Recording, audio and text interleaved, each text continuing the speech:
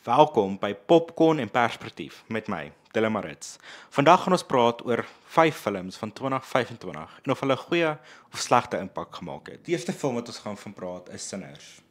Hierdie 2025 film, geregisseer deur Ryan Coogler, het vinnig bekend geword vir sy uniek genres wat hy saamgemeng het, van historiese fiksie, gothic horror en thriller, en die vraag van, wat as daar vampires was in Amerika? Hierdie film fokus op temas van generational trauma, die prys van die Amerikaanse droom in Amerika en African American history in Amerika wat nooit van regtig gepraat word nie. Die film was populêr van die feit dat dit 'n horrorfilm was wat 'n goeie review gekry het op Rotten Tomatoes van 91%, wat baie skaars is vir horrorfilms, ongesien hulle nie gewoonlik so goed doen nie. Horrorfilms kry gewoonlik 'n score van enigiets van 50 tot 60 op die meeste. Die film het ook baie toekennings gewen, van beste costumes tot beste beligting en baie akteurs was genomineer vir hulle rolle, soos Michael B. Jordan wat genomineer is vir albei sy rolle van albei tweelingbroers en Hailey Steinfeld wat genomineer is vir haar rolle ook. Hierdie film was 'n unieke film vir horror, aangesien dit vroeg in die jare gekom het, wat in horror movies nie gewoonlik uitkom nie. Dit was ook 'n interessante storielyn om te volg. Dit was 'n storielyn van generational trauma, Amerikaanse history en Amerikaanse fiksie history. Hierdie film het gefokus op temas wat mense gewoonlik sal sien in horror movies, van gothic horror, thrillers en vampires. Temas wat gewoonlik gefokus word op science fiction, soos vampires, het baie vinnig streng emosionele gedrewe storielyne geword, en storielyne geword wat mense dink en maak vergeet het dat hierdie eintlik 'n horror movie is. En dan is daar nog die musiek bly spel deel. Nou, aangesien musiek so 'n groot deel is van Amerikaanse geskiedenis en veral swart Amerikaanse geskiedenis, was dit geen surprise dat musiek so 'n groot rol gespeel het in hierdie film nie.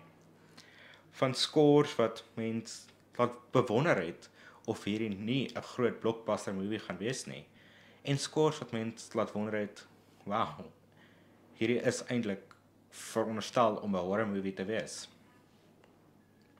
Hierdie film was uniek, het mense laat kyk in 'n ander perspektief en was net 'n goeie film om 'n jaar mee te begin. Superhero films het die laaste paar jaar nie 'n goeie reputasie nie. Van daar seker is wat goed is, maar meeste wat mediocre of sleg is, het ons die jaar eintlik veral 'n goeie een gekry. James Gunn se Superman het 'n nuwe lig geskyn op hierdie karakter, 'n lig wat nodig was. Van die laaste keer wat ons die bekende karakter op ons skerm gesien het, wat meer gelyk het of hy die vraag gevra het, wat van as Batman Superman se powers gehad het?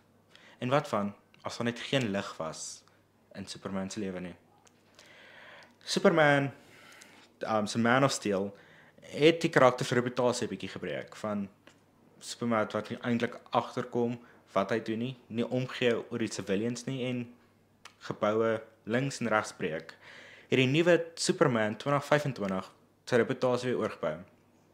Van James Gunn wat gefokus het om te wys dat die karakter oor enige lewendige ding omgee, om te fokus dat wat Superman maak, is nie noodwendig dat hy kan vlieg of dat hy sterk is nie. Dit is 'n koneksie met die mensdom. David Koons het die karakter goed gespeel, met 'n oorspronklike spin, maar ook 'n spin wat mense laat dink het aan al die vorige Supermans voor hom. Hy het die karakter gespeel met 'n lig. Hy het die karakter gespeel soos met die regte vraag, wie is Superman? Nie die vraag van wat van as Superman donker was nie. En dan ons antagonis, Lex Luthor, 'n karakter wat altyd langs aan Superman is op groot skerms, al vir die laaste hoeveel jaar. Maar ons het eintlik 'n goeie een gekry.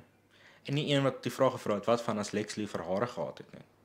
Hierdie Lex Luthor kon ons eintlik gesien het, die haat en die kwaadheid wat hierdie karakter gehad het vir ons protagonis Superman.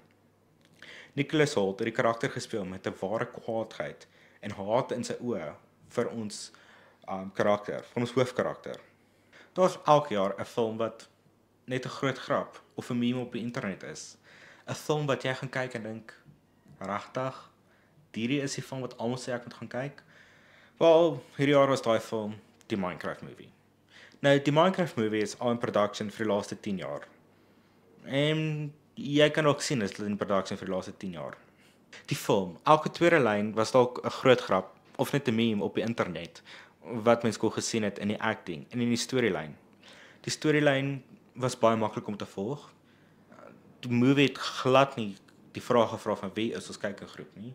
Hulle het dadelik geweet wie is hulle kykinggroep van die begin van die film af. Die film fokus op een van die grootste videogames van ons leeftyd. Maar doen dit eintlik? Baie mense sê een van die grootste kritieks van die film was dat daar goed wat net nie sin maak is nie, goed wat nooit in die game kan gebeur of sou gebeur nie. Mense se grootste kritiek was dat het gevoel vir die film geweet is 'n kindermovie en het gefokus op die feit dat dit 'n kindermovie is. Waar gebly fokus het op groot klere, groot acting en nie eintlik 'n storielyn wat deurgevolg het nie. Film franchises en sequels is altyd 'n groot ding. Van ek kan nie wag tot die tweede een van hierdie een uitkom nie of ek kan nie wag tot daai film uitkom nie. Partykeer is dit ook goed as ons net bly by een film. Maar een van die films wat nie so gebly het nie, is die Mission Impossible films. Van die laaste Mission Impossible film wat hierdie jaar gerelease is, Mission Impossible: The Final Reckoning, was 'n film wat ons gesien het, 'n goeie hart met 'n goeie hart geskryf was en 'n goeie goodbye was vir ons hoofkarakter. 'n Film wat gefokus het met aksiegedrewe konflik en karakterstorielyne en karakterveranderinge van die eerste film in die franchise tot waar ons nou is. Die film is soos altyd vol aksie, vol hartkloppings, gaan hy kan doen, hoe gaan hulle dit doen en net 'n klomp pret. Die film die Mission Impossible films fokus altyd op aksie en hierdie een is niks anders as net aksie nie. By my laaste punt vir die dag, remakes. Remakes is 'n groot ding deesdae. Van Disney wat hulle elke tweede prinses live action maak. En toe almal vra, wat van ons daai klassieke goeie movie remake en modern maak, want dit werk nog altyd. Nou die twee remakes wat ek op vandag gaan fokus, is twee animasie remakes. Die eerste een was okay en die tweede een het actually gewerk. Die eerste een is Disney se bekende Lilo and Stitch. Van die remake wat die einde van die film totaal en al verander het. Van waar die film gefokus het, die animasiefilm gefokus het op familie, liefde en as familie nooit mekaar sal in die staat los of nooit mekaar sal los nie. Het die live action gemaak. Kom ons fokus op al daai temas vir die hele movie, behalwe tot by die einde. Waar ons hoofkarakter vir Sissy universiteit kies in plaas van om die familiebond sterk te hou. Dit was een van die grootste criticisms van hierdie film wat uitgekom het. Mense wat kwaad was van hoe kan mens 'n klassieke film se einde net so verander om dit te meer moderniseer? Het dit modernisering nodig gehad? Nee, want die klassieke een bly nog steeds die beste een. Die tweede animasie remake wat ek vandag oor gepraat is How to Train Your Dragon. Nou, animasie remakes is gewoonlik slegter as die oorspronklike een. Maar How to Train Your Dragon het ons bewys dat animasie remakes, live action remakes goed kan wees en actually kan bly op die plot en kan fokus en kan die oorspronklike een namaak en op dieselfde storielyn bly. Piet geweet is moontlik.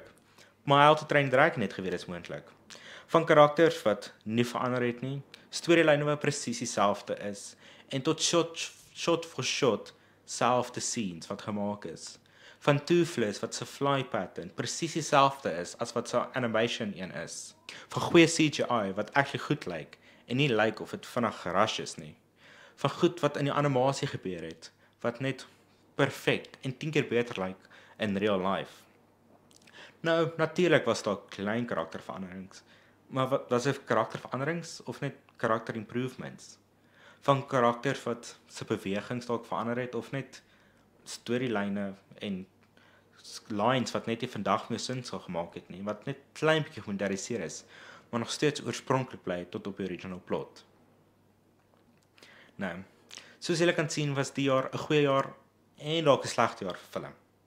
Maar soos elke jaar is daar die beste film wat nog ooit gemaak is en dan die slegste film wat ook ooit gemaak is. En dan kom die Oscars. Dan hoor jy van films wat jy nog nooit eers geweet het bestaan nie. Maar dis die lekker ding. Art is van enigiemand. Film is van enige se perspektief kan film goed of sleg wees. Dankie dat jy geluister het na Popcorn en Perspektief.